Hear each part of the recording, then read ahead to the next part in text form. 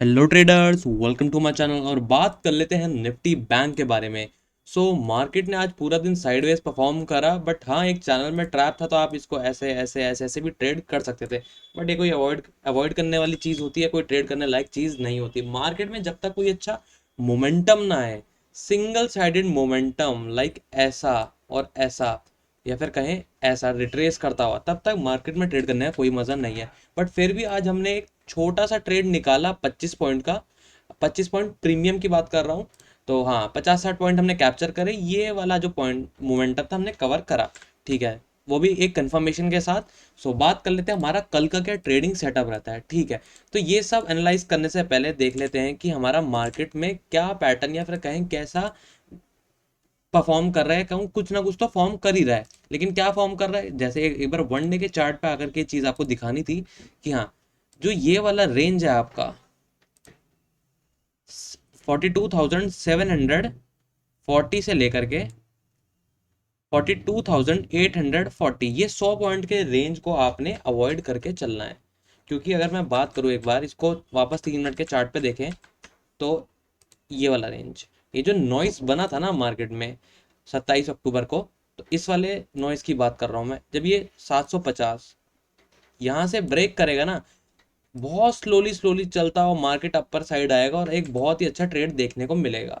लेकिन अगर मार्केट, अगर ये है, अगर फ्लैट ओपनिंग की बात, अगर मार्केट गैप अप खुल गया डायरेक्ट हमारे इस टारगेट के आसपास, जो कि हमने बात करी थी 850 तक की, तो ये वाला जो रेंज है ना 100 पॉइंट का, बहुत जल्दी ऐसे ही खत्म हो जाएगा। क्योंकि मार्केट डायरेक्ट गैप अप खुलेगा, तो हम इतनी जल्दी डिसाइड नहीं कर पाएंगे कि मार्केट का मोमेंटम ऊपर की साइड है या नीचे की साइड है। ठीक है, क्योंकि अब मार्केट में कोई ज़्यादा अपसाइड पे टारगेट नहीं बचा हुआ है।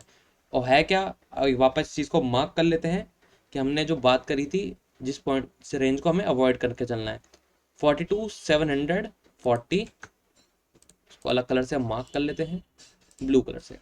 42,740 से लेकर के 42,850, ये 100-110 पॉइंट का रेंज है, इसको अवॉइड करेंगे।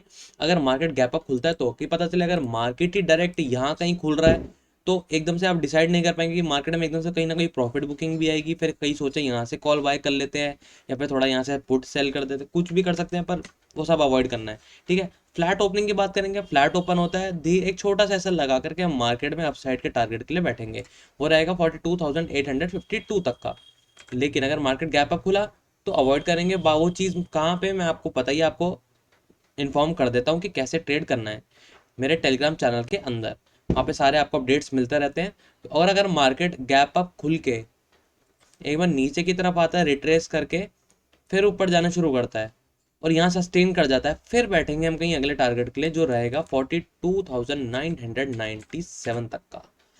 डाउन साइड के लिए हमारा ऐसा कोई टारगेट नहीं है। डाउन साइड तभी बैठेंगे जब हाँ देखें हम कि मार्केट फ्लैट ओपन होके भी ऊपर ना जाने के बजाय हमारा सिर्फ 10-20 पॉइंट का एसएल खा के यहाँ पे 42,742 के नीचे ही क्लोज करके नीचे चलना शुरू कर रही है, तो फिर हम इस चैनल को वापस से पूरा परफॉर्म होता हुआ देखेंगे। पर पूरा एग्जैक्ट नीचे तक ले भी नहीं बैठेंगे। क्यों? क्योंकि मार्केट जब आज चला तो ऐसे और ऐसे एक नया हाई क्रिएट नहीं करा नीचे, लेकिन फिर एक उस हाई को ब्रेक करा, फिर नीचे गया, फिर एक नया हाई नहीं, फिर वापस जाकर एक नया हाई क्रिएट करा। ऐसे चल रहा था। लेकिन मार्केट में एक लो, फिर एक लोअर लो, फिर एक ऊपर हायर लो, फिर एक लोअर लो, फिर एक लो, फिर एक हायर लो बना। तो हो सकता है मार्केट आए, फिर कहीं ना कहीं यहीं ऊपर से रिट्रेस करके धीरे धीरे धीरे फिर ऊपर जाए। क्योंकि मार्केट का एक बार जो डेटा देख लेता है, इस कॉन्ट्रैक्ट का पुट राइटिंग ज़्यादा है, लेकिन कुछ ज़्यादा स्ट्रॉन्ग डेटा नहीं है, इसलिए साइडवेज मार्केट होता हुआ ऊपर जाए तो ज़्यादा बेटर है। पर इसमें थोड़ा प्रीमियम डिके का इशू रहता है, कहीं अगर तेज़ मोमेंटम आएगा तो वो भी आइडेंटिफाई कर लेंगे कैसे। क्योंकि एक बार हम HDFC देख लेते हैं, ये भी आज रेंज बाउंड था एकदम, एंड में कहीं ना कहीं ब्रेकआउट इसने दिया, और आखिरी जो मिड सेशन था उसके बाद से इसने कहीं अच्छा मोमेंटम दिखाया। वन डे के चार्ट पे देखेंगे HDFC को, तो ये चीज़ हमें देखने को मिलती है कि कहीं ना कहीं अभी बुलिश होने की कोशिश कर रहा है। क्योंकि जब इसने 1503 के नीचे जैसी क्लोजिंग दी, बहुत फास्ट मोमेंटम था डाउन साइड की तरफ, और आज इसने वापस एक अपसाइड मोमेंटम दिखाया है। क्योंकि अब ये अगर ऐसे ही चलता रहेगा, इसके ऊपर वापस कल का कैंडल क्लोज करता है, तो हम वापस 1503 तक जाएगा ये, और बैंक निफ्टी को ऊपर लेके जाएगा। लेकिन इसके दूसरे कंपोनेंट की बात करें, जैसे ICICI बैंक, ये भी अब एकदम बॉटम से टच, ऑलमोस्ट टच करके अब वापस ऊपर की तरफ चलना शुरू कर दिया था, और वापस अपने मेन जो इसका रेजिस्टेंस था वहां से रेजिस्टेंस खाया। अब हो सकता होगा क्या, अब कल या तो HDFC भी इसको ऊपर लेके जाए और आईसीआईसी भी इसको ऊपर लेके जाए, तभी बैंक निफ्टी एक बहुत अच्छा अपसाइड मूव दिखाएगा। अब इनडिसिसिव कैंडल है तो आप कुछ कह नहीं सकते अभी, और वैसे भी आज साइडवेज मार्केट था। लेकिन जब एक्सेस की बात करते हैं तो बिल्कुल इनके अपोजिट चल रहा है, ये अपनी अभी मेन लेवल के नीचे क्लोजिंग इसने दी है, तो हो सकता है ये भी अब कल रिट्रेस करे। अब ये अपसाइड मोमेंटम में बस एक यही मूव बनता है कि इसको भी कल एक बार इसको रिट्रेस करना पड़ेगा, ताकि ये भी ऊपर जाएगा, बाकी दो कंपोनेंट भी ऊपर।